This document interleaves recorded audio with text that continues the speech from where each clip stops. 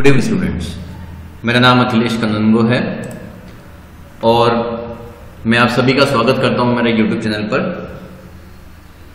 CPCT Hindi series के आज के वीडियो लेक्चर में हम सीपीसीटी के अंतर्गत कंप्यूटर मेमोरी टॉपिक पर मल्टीपल चॉइस क्वेश्चंस का पार्ट 2 लेकर आए हैं। पिछले वीडियो में मैंने आपको 20 क्वेश्चन सॉल्यूशन करके बताया था। आज के वीडियो में मैं 21 क्वेश्चन से स्टार्ट करूंगा और आज के वीडियो में हम ये एमसीक्यू क्वेश्चन का जो सेट नंबर सेकंड वो खत्म करेंगे। हम जा रहे हैं हमारे क्वेश्चन नंबर 21 पर। क्वेश्चन नंबर 21 हम लोग देखेंगे। क्वेश्चन नंबर 21, सीपीयू द्वारा सुलभ सबसे तेज मेमोरी है रैम, रोम, कैश, फ्लैश। स्टूडेंट्स, सीपीयू द्वारा सबसे सुलभ सबसे तेज मेमोरी है, यानी सुलभ मतलब सीपीयू के लिए सबसे तेज मेमोरी कौन सी हुई? रैम, रोम, कैश, फ्लैश। तो मैंने आपको यह बताया था कि अगर मैं सबसे तेज मेमोरी की बात करूं, सबसे फास्ट मेमोरी की बात करूं, तो इन चारों में सबसे फास्ट मेमोरी है cache memory. Right answer is cache memory. Okay, cache memory के कंपैरिजन में रैम की स्पीड स्लो है, ये मैंने आपको बताया था। जब भी मैंने आपको कैश का इंट्रोडक्शन बताया है, मैंने आपको ये बात बताई है कि जो कैश मेमोरी है वो सबसे फास्ट मेमोरी है। इसलिए जो हमारा राइट आंसर है वो आएगा कैश मेमोरी। ओके,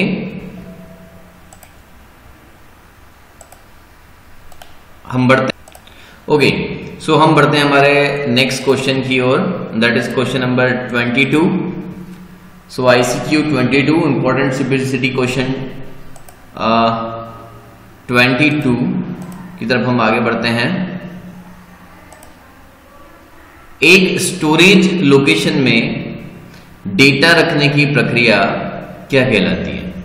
जब आप मेमोरी में जिस लोकेशन पर डेटा रखते हैं उस लोकेशन को कहते हैं स्टोरेज लोकेशन, यानी जिस मेमोरी में जिस सेल पर आप डेटा रखते हैं उसको हम बोलते हैं स्टोरेज लोकेशन। जब हम उस लोकेशन पर, उस स्टोरेज लोकेशन पर डेटा रखते हैं, वह प्रक्रिया क्या कहलाती है? रीडिंग। तो रीडिंग बोलते हैं डेटा को पढ़ने की प्रक्रिया, रखने की नहीं। डेटा को जब हम रीड करते हैं that is reading. Controlling, handshaking, ये अलग प्रोसेस है। दैट मीन्स कि डेटा स्टोरेज लोकेशन पर रखने की प्रोसेस है राइटिंग। हम क्या बोलेंगे उसको? राइटिंग। रखना और लिखना एक ही बात हुई। तो इसको आप संबंध कर सकते हैं कि रखने से, यानी हम संबंधित कर सकते हैं इसको लिखने से। यह शब्द को हम ऐसा भी ले सकते हैं कि मेमोरी में लिखने का बोला गया है। किसका बोला गया है आपको? लिखने का। ओके, लिखने के लिए। यदि लिखने की बात कर रहा है दैट मीन्स राइटिंग। 22 का डी आंसर आएगा, दैट इज राइटिंग। एक स्टोरेज लोकेशन पर डेटा को लिखने या रखने की प्रक्रिया राइटिंग कहलाती है। ओके, हम आगे बढ़ते हैं हमारे अगले क्वेश्चन की ओर, and that question is important CPCT question 23। एक कंप्यूटर में कौन सी दो प्रकार की मेमोरी होती है? बड़ा ही सरल क्वेश्चन है। एक कंप्यूटर है, उसमें कौन सी दो प्रकार की मेमोरी होती है? हार्डवेयर मेमोरी या software memory, short term memory या long term memory, arithmetic memory या logical memory, read only memory एवं random access memory, that means ROM and RAM. यहां पर सही उत्तर है, ये जो हार्डवेयर मेमोरी, सॉफ्टवेयर मेमोरी, ऐसी कोई टर्मिनोलॉजी नहीं है। Short term memory, long term memory हम ये भी नहीं यूज करते हैं। नॉन वोलेटाइल या वोलेटाइल हम बोल सकते हैं। अर्थमेटिक मेमोरी, लॉजिकल मेमोरी, ऐसी भी कोई यहाँ पर टर्मिनोलॉजी नहीं है। जो बेसिक टर्मिनोलॉजी है उसको हम बोलते हैं रीड ओनली मेमोरी, यानी दैट इज रोम, और या फिर हम बोल सकते हैं random access memory, that is RAM. एक कंप्यूटर में दो प्रकार की मेमोरी होती है, या तो रोम या फिर रैम। ओके, समझ में आया? इन ऑप्शन के आधार पर। ओके, दो प्रकार की ये जो 4 ऑप्शन दिए इसके आधार पर यहाँ पर रोम और रैम वाला एक सही उत्तर है। सो 23 का यहाँ पर फोर्थ आंसर आएगा। Okay, now question number 24, important simplicity question 24। एक बाइट में कितने बिट के बराबर एक बाइट होता है? सो फ्रेंड्स, मैंने पिछले वीडियो लेक्चर में आपको एक चार्ट बना के बताया था और मैंने उसमें आपको बताया था कि 1 बाइट, मैंने आपको वहां पर बताया था 1 बाइट इक्वल टू 8 बिट्स। वहां पर मैंने बताया था कल आपको। बेसिकली वो जो क्वेश्चन था वो निबल को लेकर था। 4 बिट बराबर मिलाकर एक निबल होता है और 8 बिट मिला दिया जाए तो एक बाइट बनती है। सो दैट मीन्स यहां पर जो आंसर आएगा वो आएगा 8। ओके, सो 24 का डी। ओके, नाउ हम आगे बढ़ते हैं। बहुत सरल क्वेश्चन था ये वाला। Okay, now important simplicity question 25 and that question is 8 bit में कितनी बाइनरी संख्या निर्मित की जा सकती है? देखिए, एक्चुअल में ये पूछ रहा है कि 8 बिट से आप कितनी बाइनरी संख्याएं बना सकते हैं। सो इसको सिंपल सॉल्यूशन करने का तरीका ये है कि एक्चुअल में हमारा जो कंप्यूटर सिस्टम है वो द्विआधारी स्टोरेज कैपेसिटी या द्विआधारी नंबर सिस्टम पे काम करता है। दैट मीन्स वो बाइनरी नंबर सिस्टम पे काम करता है और जिसका आधार है 2, जिसका आधार क्या हुआ 2, जिसका आधार है 2, बेस 2 है। और वो बोल रहा है कि 8 बिट से कितनी बाइनरी संख्या निर्मित की जा सकती है। तो अगर मैं इस 2 टू द पावर 8 करूं, अगर मैं 2 टू द पावर 8 करूं तो यहां पर जो संख्याएं निकल के आती हैं, जो नंबर निकल कर आएगा वो आएगा 256। 2 to the power 8 is 256 and 2 to the power 9 is 512, 2 to the power 10 is 1024। ये मैं आपको बता चुका हूँ, आपको पता ही है इस बारे में। अगर मैं बात करूँ 2 to the power 9 की, तो 2 to the power 9 जो है वो है 512, और अगर मैं बात करूँ 2 to the power 10 की, अगर मैं बात करूँ 2 to the power 10 का मतलब है 1024। ये आपको पता है, बहुत बेसिक चीजें हैं। ओके, सो यहां पर वो पूछ रहा है कि 8 बिट से कितनी बाइनरी संख्या निर्मित की जा सकती है। तो 8 को आप रखो पावर में और 2 है आपका बेस, बिकॉज कंप्यूटर काम करता है बाइनरी नंबर सिस्टम पर। सो यहां पर जो निकल के आ रहा है that is 256। So right answer is 256। Okay, so question number 25 का भी डी आंसर आएगा। ओके, नाउ आगे बढ़ते हैं हम लोग हमारे अगले क्वेश्चन की तरफ, and that is important simplicity question 26। निम्नलिखित में से किसका सबसे कम एक्सेस टाइम है? अब देखिए, एक्सेस टाइम पूछ रहा है, एक्सेस टाइम। सबसे पहले इस क्वेश्चन में आपको समझना पड़ेगा कि एक्सेस टाइम का मतलब क्या है। एक्सेस समय, एक्सेस समय का मतलब होता है कि जब मैं किसी मेमोरी से डेटा लिखूं या उससे डेटा रीड करूं, है ना। जब मैं किसी मेमोरी को एक्सेस करूं तो मेमोरी कितनी जल्दी मुझे रिस्पॉन्स देती है, that is access time of that particular memory. Okay, तो जब मैं किसी मेमोरी पर, कोई भी मेमोरी वो हो सकती है, तो उस मेमोरी पर जब मैं डेटा वहां से पढ़ूं तो कितनी जल्दी, कितनी फास्ट या कितने कम समय में मुझे डेटा मिल जाए। तो जितने कम समय में मुझे डेटा प्राप्त होगा उतनी ही फास्ट मेमोरी होगी, उसका एक्सेस टाइम जितना कम होगा उतनी तेज मेमोरी होगी, ऐसा हम समझ लें। ओके, तो यहां पर वो बोल रहा है कि निम्नलिखित में से किसका सबसे कम एक्सेस समय। ओके, ये सीपीसीटी का क्वेश्चन है, सीपीसीटी के पेपर में ये क्वेश्चन आया है और ये क्वेश्चन आया है 2018 में। ओके, 2018 में ये क्वेश्चन आया है मेमोरी पोर्शन से। निम्नलिखित में से किसका सबसे कम एक्सेस समय है? सबसे कम एक्सेस में समय मैं आपको बता रहा हूं उस मेमोरी का होगा जिसकी गति ज्यादा होगी, जो फास्ट होगी, जो तेज होगी। मतलब एक्सेस समय का मतलब होता है कि वो समय जितनी जल्दी मेमोरी आपको रिस्पॉन्स देती है, यानी जितनी जल्दी आप मेमोरी में रखा डेटा प्राप्त कर पाए या जितनी जल्दी आप मेमोरी में डेटा लिख पाए। That is access time of that particular memory.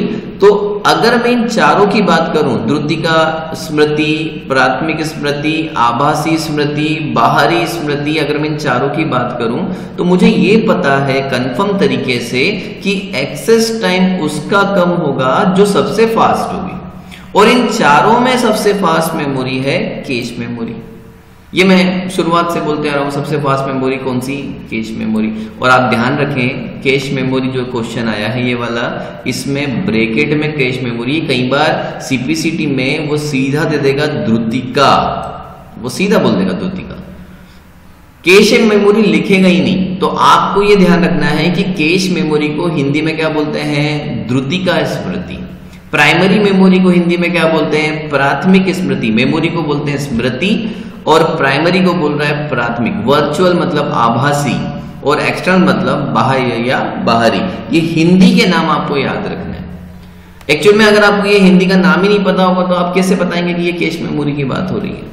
Okay, सो यहां पर जो राइट आंसर आएगा वो आएगा ए। उस मेमोरी का सबसे कम एक्सेस टाइम होगा जो सबसे अधिक फास्ट होगी, और सबसे अधिक फास्ट इन चारों ऑप्शन में है कैश मेमोरी, इसलिए राइट आंसर इज ए, द्रुतिका स्मृति। ओके, हम बढ़ते हैं हमारे अगले आईसीक्यू की तरफ, and that next ICQ is ICQ 27। Computer में बायोस कहां पर स्टोर होता है?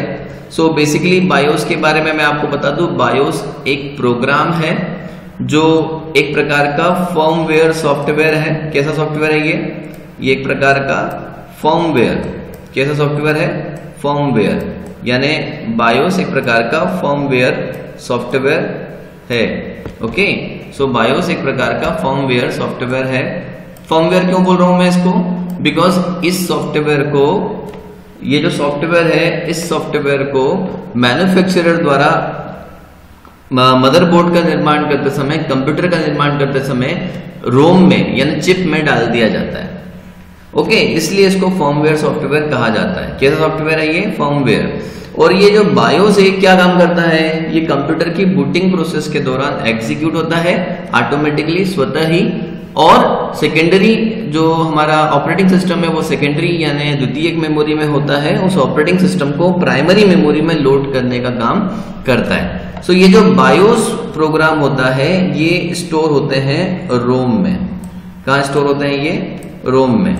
तो बायोस प्रोग्राम स्टोर होते हैं रोम में। ओके, आप इस बात का थोड़ा सा ध्यान रखें, इस बात को याद भी रखें। बायोस स्टोर होते हैं रोम में। बायोस एक प्रकार का फर्मवेयर सॉफ्टवेयर है। बायोस का पूरा नाम है बेसिक इनपुट आउटपुट। ये तीनों क्वेश्चन पूछे गए हैं सीपीसीटी में।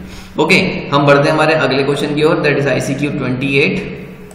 ओके, सो आईसीक्यू 28 हमारे सामने है। कंप्यूटर बंद होने के बाद भी निम्नलिखित में से किस में डेटा यथावत रहेगा? यदि आप कंप्यूटर बंद कर देते हैं उसके बाद भी किस में डेटा नहीं डिलीट होता है? तो रैम में रखा डेटा डिलीट हो जाता है। ओके, मदरबोर्ड में हम डेटा नहीं रखते हैं। मदरबोर्ड तो एक प्रकार का इलेक्ट्रिक बोर्ड है, उसमें हम डेटा नहीं रखते, हम डेटा स्टोर करते हैं मेमोरी में। तो ये दोनों ऑप्शन तो गए। अब बचता है हमारे पास में क्या?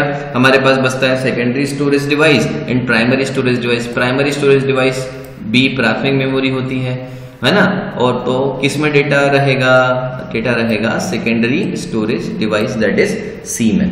ये मैं आपको बता चुका हूँ बार बार। मैंने जब मेमोरी पढ़ाना स्टार्ट किया था मैंने आपको दो कैटेगरी मेमोरी की बताई थी। मेमोरी के दो प्रकार हैं, एक प्राइमरी मेमोरी, एक सेकेंडरी मेमोरी। मैंने दोनों में जब अंतर बताया था तो मैंने आपको बताया था वहां पर कि प्राइमरी जो मेमोरी होती है उसमें रखा डेटा हम उसमें डेटा प्रोसेस कर सकते हैं, परंतु हम उसमें डेटा स्टोर नहीं कर सकते, क्योंकि जैसे ही पावर बंद होगा डेटा डिलीट हो जाएगा। उसी प्रकार से सेकेंडरी स्टोरेज में के बारे में मैंने आपको बताया था कि वहां पर हम डेटा को स्टोर कर सकते हैं परंतु हम प्रोसेस नहीं कर सकते हैं। ये क्वेश्चन भी सीपीसीटी में आया है। मैं जो भी क्वेश्चन आपके सामने डिस्कस कर रहा हूं ये सारे क्वेश्चन सीपीसीटी के क्वेश्चन हैं, सीपीसीटी में आए हुए क्वेश्चन हैं। ओके, सो ये एक इंपॉर्टेंट क्वेश्चन है जो मैंने आपके सामने डिस्कस किया। इसका उत्तर आएगा सी।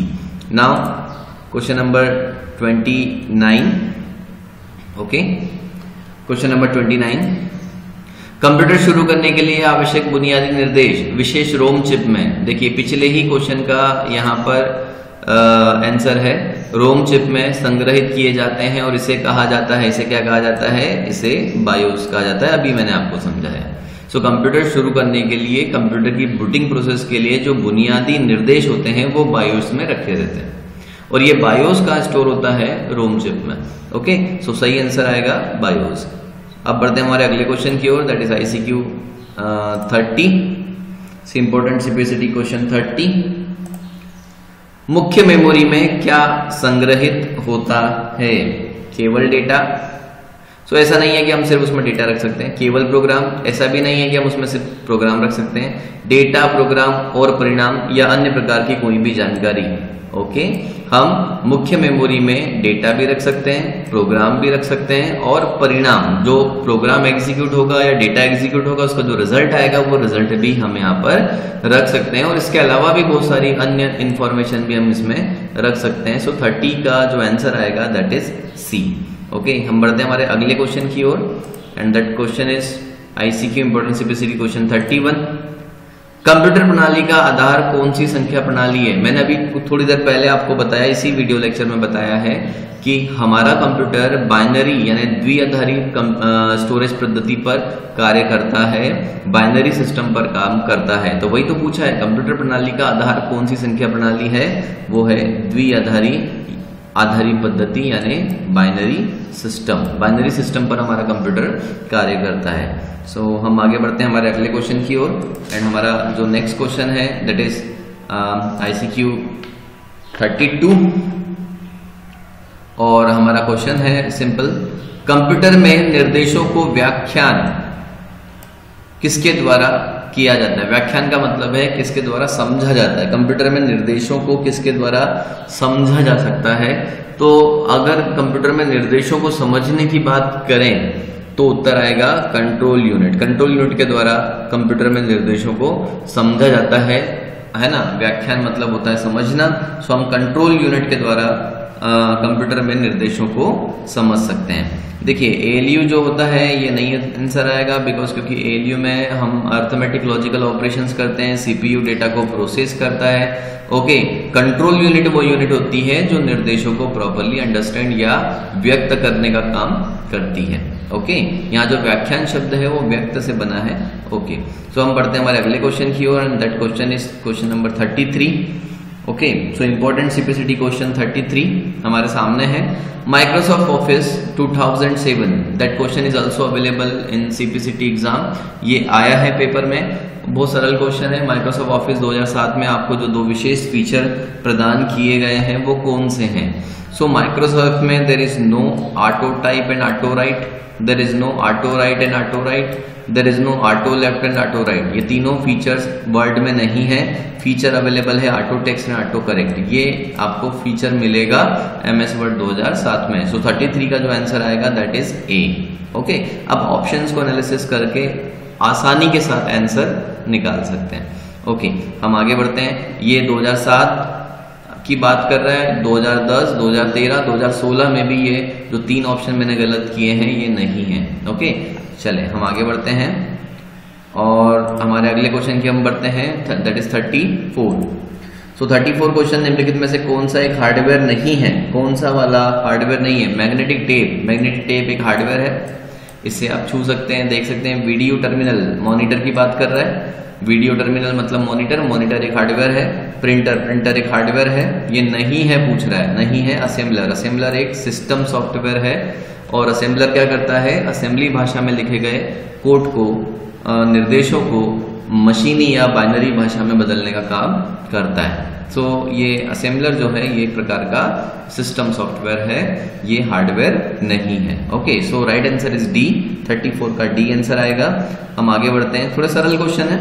ओके, 35 नंबर के क्वेश्चन की तरफ हम बढ़ रहे हैं and my question is text को एक डॉक्यूमेंट में दाएं और बाएं, लेफ्ट एंड राइट। ओके, दाएं, दाएं मीन्स राइट एंड बायां मीन्स लेफ्ट। ओके, मार्जिन दोनों के साथ लाइन अप कर देता है। लाइन अप का मतलब है दोनों को एक साथ, यानी दोनों तरफ से मार्जिन कर देता है, लेफ्ट साइड से भी और राइट साइड से भी मार्जिन कर देता है। तो लेफ्ट अलाइनमेंट की अगर मैं बात करूं सो ये जो अलाइनमेंट करेगा वो लेफ्ट साइड यानी बाएं टाइप से करेगा।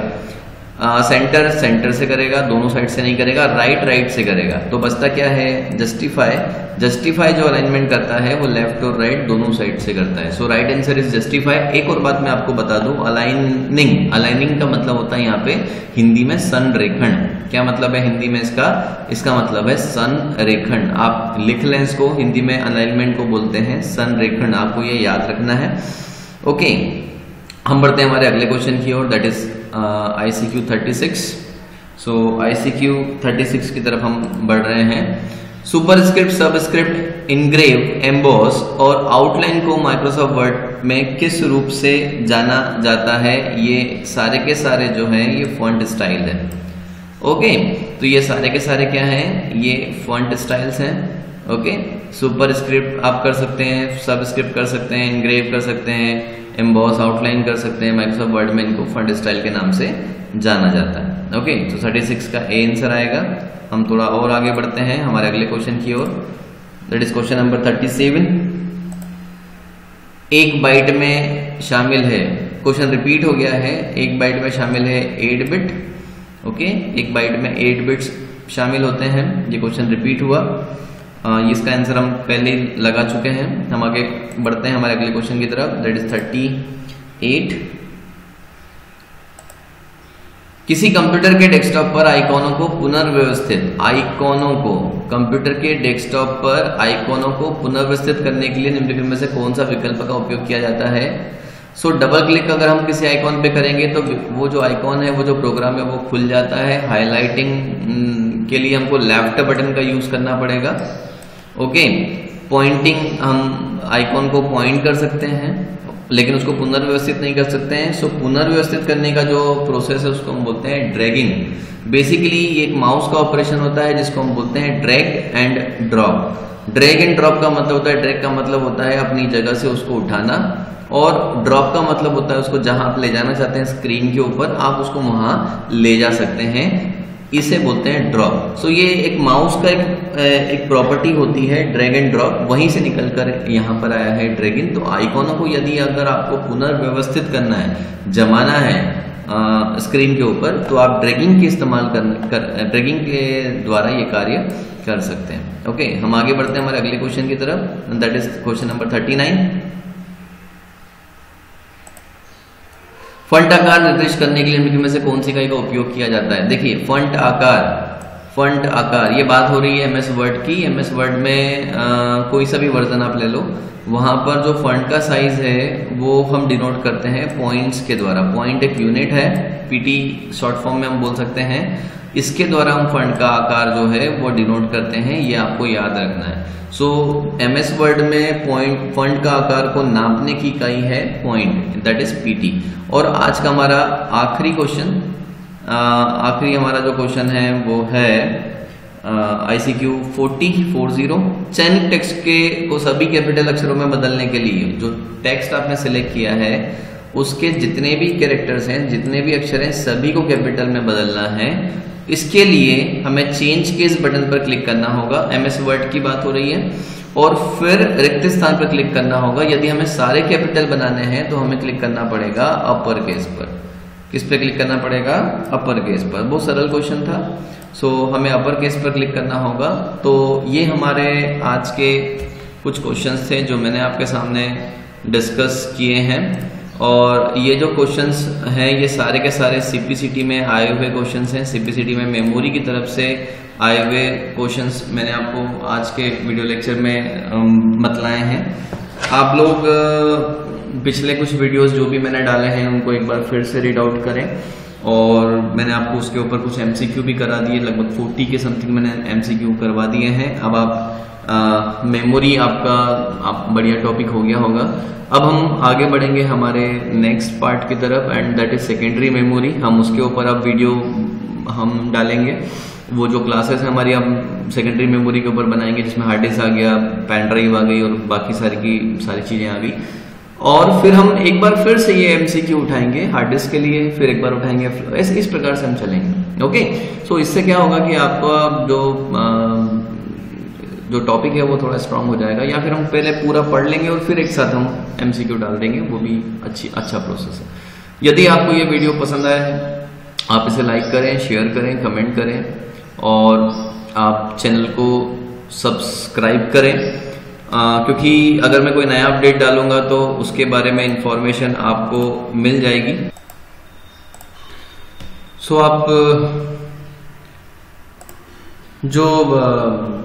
अगर आपको ये वीडियो पसंद आया है तो आप इसे लाइक करें, शेयर करें, सब्सक्राइब करें तथा हम लोग ऑनलाइन क्लासेस भी स्टार्ट कर रहे हैं इसके लिए। 5 मई से रजिस्ट्रेशन ओपन है, आप चाहें तो रजिस्ट्रेशन करवा सकते हैं। और हम मिलते हैं हमारे नेक्स्ट वीडियो पर, तब तक के लिए थैंक यू।